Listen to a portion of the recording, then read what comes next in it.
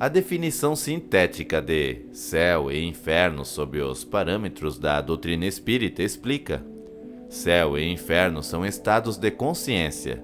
Esta tese foi desenvolvida pelos espíritos reveladores do espiritismo, respondendo a Allan Kardec, o codificador da doutrina, na questão 1012 de O Livro dos Espíritos.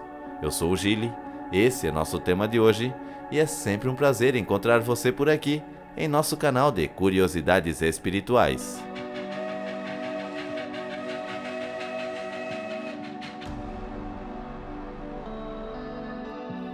Allan Kardec, através de um médium, questiona os espíritos: haverá no universo lugares circunscritos para as penas e gozos dos espíritos segundo seus merecimentos?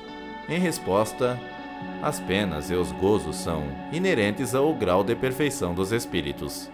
Cada um tira de si mesmo a princípio de sua felicidade ou de sua desgraça.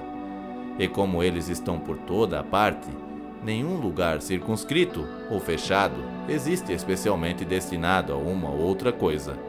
Quanto aos encarnados, esses são mais ou menos felizes ou desgraçados, conforme é mais ou menos adiantado o mundo em que habitam. De acordo então com o que vindes dizer, o inferno, o paraíso não existem, tais como os homens imaginam. São simples alegorias. Por toda parte há espíritos ditosos e inditosos. Entretanto, conforme também já dissemos, os espíritos de uma mesma ordem se reúnem por simpatia, mas podem reunir-se onde queiram, quando são perfeitos. Allan Kardec, a seguir, complementa este assunto dizendo que a localização absoluta das regiões das penas e das recompensas só na imaginação do homem existe. Provém de sua tendência a materializar e circunscrever as coisas cuja essência infinita não lhe é possível compreender. Os espíritos deixam algumas questões como resposta para a reflexão dos encarnados.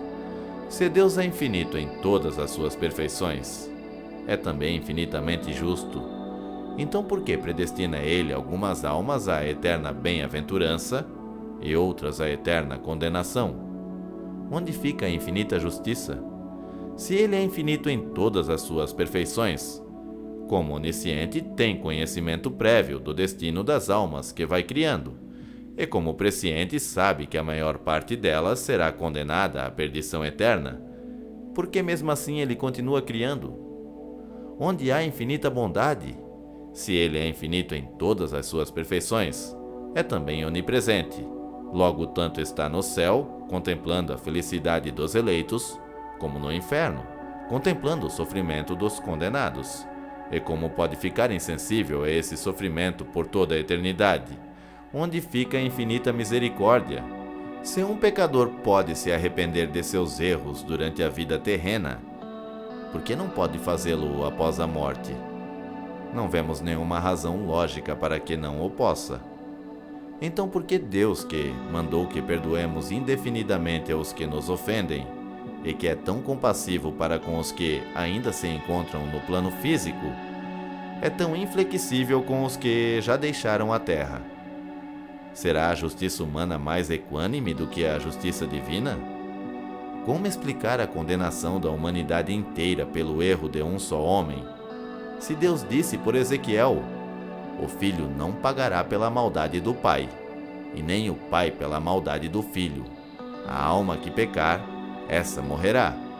E como pode o sangue de um justo apagar os pecados de todo o gênero humano? Que adianta ter fé, se a fé independe da vontade do homem e não resulta das obras, por ser um dom de Deus? E se nem sequer é necessária, uma vez que a salvação é privilégio exclusivo de alguns eleitos? Se as almas salvas na beatitude do céu conservam a lembrança dos que foram seus parentes e amigos na existência terrena, como poderão ter plena felicidade sabendo que os seus entes queridos estão sofrendo tormentos sem fim no inferno? Como pode uma mãe carinhosa que se sacrificou por um filho rebelde desfrutar a bem-aventurança eterna, sabendo que o filho estremecido se consome em sofrimento por toda a eternidade? O espírito de André Luiz nos contribui com uma colocação.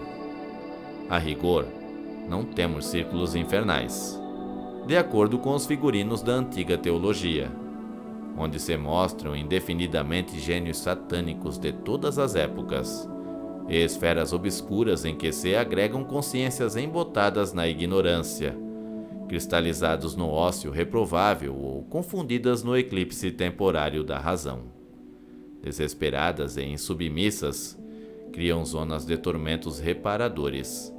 Semelhantes criaturas, no entanto, não se regeneram à força de palavras. Necessitam de amparo eficiente que lhes modifique o tom vibratório, elevando-lhes o modo de sentir e pensar. E com o espírito de Emmanuel, podemos concluir a definição, as regiões de sofrimento no mundo espiritual. Inferno ou purgatório são estados de espírito em tribulação por faltas graves, ou em vias de penitência regeneradora.